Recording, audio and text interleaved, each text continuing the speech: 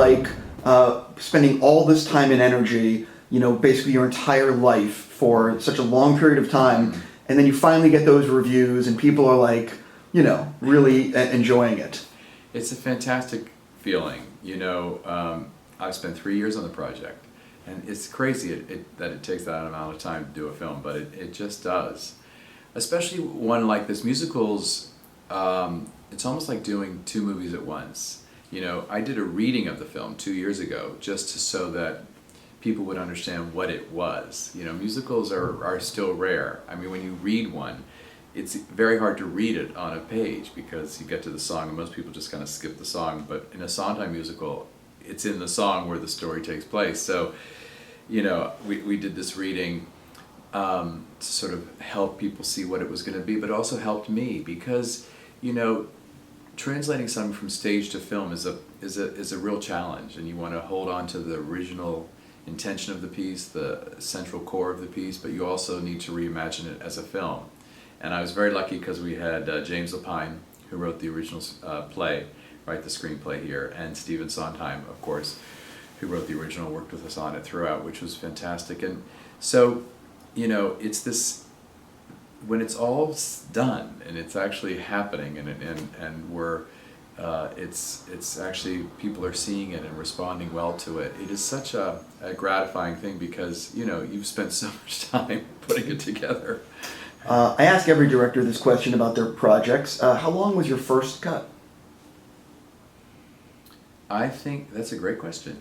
It was probably about 2:10 or something like that. Oh, so not much longer. No, we didn't. It was, I'm aware when I'm working on a musical how important it is to keep the pace of it going, because in a musical you set the rhythm of the piece through music. And so you can't have long extended scenes. You have to feel like it's time then to move to the next song. There's a natural rhythm that you feel in a musical, and in a way you can't really overstay your welcome with a film. On stage the piece is almost 2 hours and 45 minutes on stage. With a musical film, you can't. It has to be shorter because of the pace of film. So. I was always aware, even when we were working, that it needed to be, in the 2 hour range. So, talk a little bit about the editing of the film and maybe what you learned from friends and family screenings that helped shape the final cut of the film. Oh, it's fantastic to see. My dear friend Nora Ephron, who's no longer with us, said to me, "Don't you wish you could see your own film?" And it's so true because that's what you're trying to do the whole time, is step back and try and see it, objectively. And the best shot you have at that is with an audience, because you're forced to see it through their eyes, and it's fantastic. And that's where you learn pace. That's where you learn when you're going too fast, and they haven't got something, or too slow, or something doesn't make sense, or a lyric is lost. We learned something early on with this magnificent musical number that Stephen Sondheim wrote specifically for the film, for the character of the witch. A beautiful song called "She'll Be Back" that Meryl Streep sang. And we were so excited about the piece, and we found after the first test screening that it actually didn't help advance the story. As simple as that. It was so good. It's actually on the DVD, which is nice for people to see. And she's magnificent in it. But we found that ultimately we were long in that final act, and that's where the song took place, and we realized we didn't have the luxury to live in that moment for too long.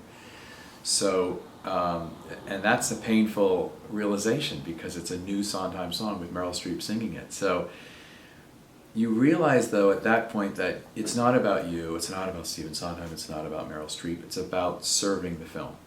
That's the most important thing. We all knew it, and we all realized it doesn't work as good as it should, and it's stronger without, and that's what you're doing, serving the film. Talk a little bit about that phone call when you're calling Meryl. Remember that song you spent all that time doing? Here's the great thing. The pros get it. She knew in seconds. I didn't. It was the shortest phone call ever. I said, "Meryl, I've looked at." First of all, she trusts. and she trusts me, which is I feel very fortunate that we have that relationship. And I said, you know, I think the piece is stronger without it, and I think your later song, which is Last Midnight, is stronger because of the other one not being there. You know, she gets it. She gets that we're serving the film. So did Stephen Sondheim. So did James Lapine. You know, it's great. Well, besides that song, which will most likely be on the Blu-ray, are there other things that fans can look forward to that were cut out of the film, or little cool extras that will be available? There's some great extras. There's some wonderful making-ofs. I mean, very specific ones about the cast, about the costumes, about the design. Some really interesting pieces about how we made something with some pre-visualization, storyboards, getting us there, you know, that kind of thing. Wonderful. But in terms of deleted scenes, there was very little. You know, we had a very tight budget on this film, $50 million. By the way, I heard that number, and when I heard the number after I saw the film, and I could not believe it. Oh, I'm so glad. You really put it on screen. Well, that's nice to hear because, you know, I'll tell you what saved us. In addition to having really smart designers to help us figure out how to do it properly, and actors who were very cool about taking less than they normally would on a film because we knew this was a special film. We also made our days, which was 55 days, a very short time for a piece of this size and a musical. We made them because we had rehearsal. And having that time to create the piece and work on every single number, stage every scene, work on scenes, I can't even tell you how valuable that was. Not only did we get to the day of shooting and start to shoot, like we weren't like, what are we doing here? We started to shoot, we were so prepared, but also because this is an ensemble piece, it was so important to create a company, to have a company of actors coming together and that are all in the same film, you know? And so that was invaluable, having rehearsal. That was one of the saving graces. Did you do the rehearsal literally right before filming, or was it a rehearsal, break, filming? Rehearsal, pre-record, filming. Oh, so it was all together? Yeah. Oh, so that really was like a camp. Yeah, everybody got together, we started, and we went right through it together. And what's interesting about the pre-records is that a lot of the material that we shot actually we did live, because it made sense in the Stephen Sondheim musical. A lot of it's coming right out of dialogue and goes right into vocals. So we did a lot of it live, and then a lot of it pre-recorded. The key thing for me, though, and here's the test: it should all feel live. It should all seem like it's happening in the moment. That's the key, and that's what we were focused on. You've made a number of films now. Is there any advice you would give yourself back at the beginning of your career that you've learned over this film and the last few films that you've sort of taken with you and have been applying now to your daily directing skills? That's such a great question. I guess I would just be aware of the fact that I would tell myself back then, you know, trust your gut.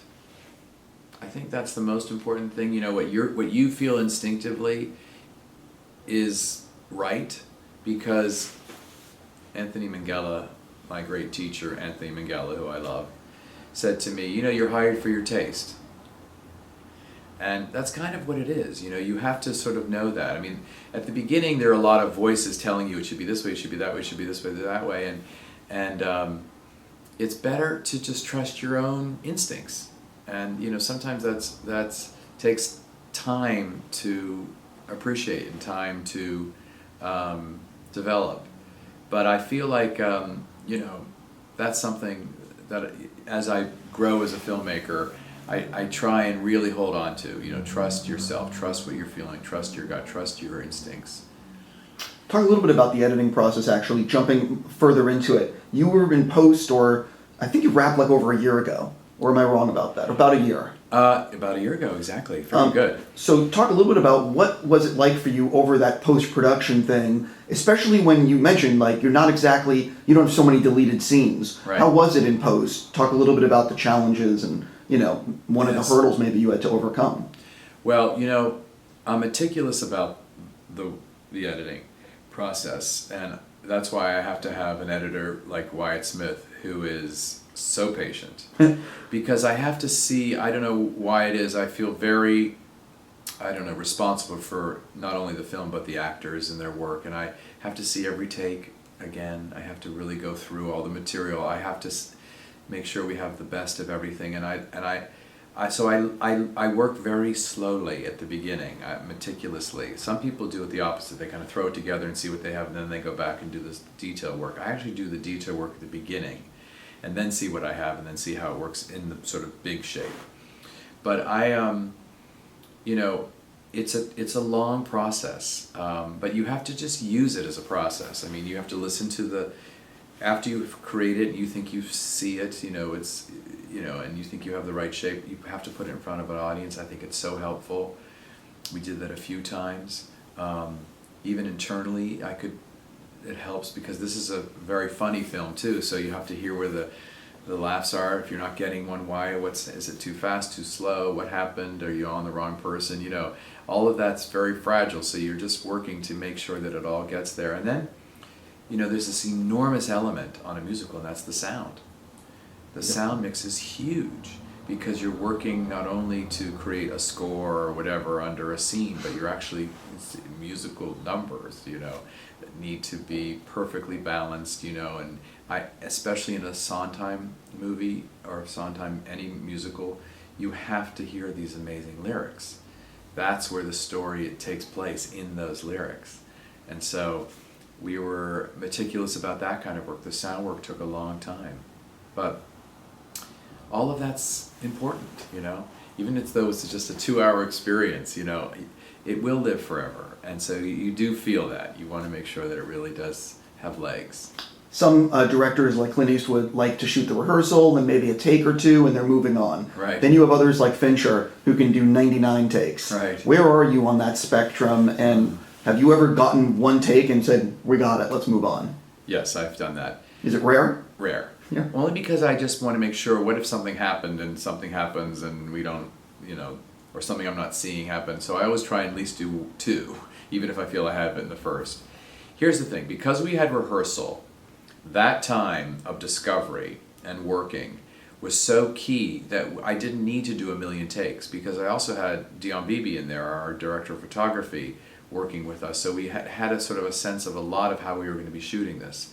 So it wasn't like we were making it up on the day and kind of like panicking and rushing, and we knew what we were doing. It was just about getting the material, and because the actors knew their material so well and knew the numbers and knew the scenes, you know, we were able to do it in a very efficient way, and it's really what made us able to make the film at this cost for this budget and this schedule. You worked with some fantastic actors in this movie. Who ruined the most takes from laughing? From laughing? Yes, if any. Me, probably. I'm sure I'm the one who laughed the most, and said, oh my God, I'm so sorry. Because this is such a hilarious cast. I mean, James Corden is so funny. Emily Blunt is so funny. Yeah. Meryl Streep is so funny. Chris Pine, Anna, Kendrick. I mean, Tracey Ullman is one of the funniest people alive. Christine Baranski. I mean, I could just go on and on. Our whole cast, Billy Magnuson is hilarious. I mean, you have these, that's one of the great things about this. I think one of the hidden elements of this piece, people don't know how funny it is and how funny the cast is. That was wonderful to have that. I was not familiar until I saw it last night with the musical. I didn't really know as much about it as many other people. Yeah. I will say that I laughed my ass off at that Chris Pine number towards the beginning where he's on the rocks with his brother. And, yes. What was it like shooting that sequence? Because to me, that sequence was fantastic. Oh, that was so much fun. That's a great song called Agony, and it's a competitive song, who's in more pain than the other, which prince is in more pain pursuing their maiden. And it's funny and very clever. And I remember when I discovered that waterfall, which is in Windsor Great Park, I thought, oh, that's perfect for the over-the-top Prince number, because they're the ones, in terms of our spectrum of performances, the Princes are obviously the most sort of, I don't know, at that end of sort of reality, because they they play princes that don't understand that, you know, there's more to life than just being a prince and being in love with oneself. And they're fantastic performances. And, you know, when I shot that, I always can tell if the crew is singing with the song, like humming while they're setting up, you know, getting ready for the next setup. I can tell that it's good. You know, I can tell that it's going well, and they're having a good time. And that's what happened on that. It was, everybody was laughing, everybody was having a great time. It was so physical, so fun doing it in that, you know, on that enormous waterfall. Well, I think it's also because it's Chris Pine for me. Yeah, you know, it's Captain Kirk. You know what I mean? It's well, that was a surprise. I mean, listen, when Chris Pine came into audition for this, I had no idea he could sing. I had no idea he was that funny. I didn't know all of that about him. And he revealed that. And you know, I have this philosophy about casting that if you've done your job right, you actually have to make no choices whatsoever, because they're made for you. Because the actors come in and claim the roles. And Chris did that. Chris came in and said, this is my role. Emily Blunt came in and said, this is my role. James Corden said, this is mine. It was just, you know, that's always the goal for me. Because I'm just about out of time with you. I definitely want to know, you've wrapped on this, and I'm sure you're going to take a little bit of a break after this press tour. But I would imagine you're going to get behind the camera again in the not-so-distant future. Are you already reading scripts? Are you already thinking about a genre that you want to work in the future? It's such a good question. You know, I'm always envious of directors who have many things lined up, because unfortunately I'm not good at that. I focus 100,000% on one thing, do it with everything I have, and then stop. And then I sort of see what's next. And I don't know what's next. I do know, though, that I like to keep changing things up. I mean, I spent 3 years on this film, so you spend your life, you know, and you want to have a different life experience. I want to have, you know, try something else. I always try and challenge myself. I mean, after Chicago, I did Memoirs of a Geisha. I wanted to do something completely different, and I wanted to do Pirates of the Caribbean because I'd never done that kind of film and work on 3D, and that was so much fun and so inspiring to work with Johnny Depp. But that's what I'll probably be looking for, something different, something new. On that note, I'm going to say congratulations. Thank you. And I can tell it's time to go. Let me hit stop.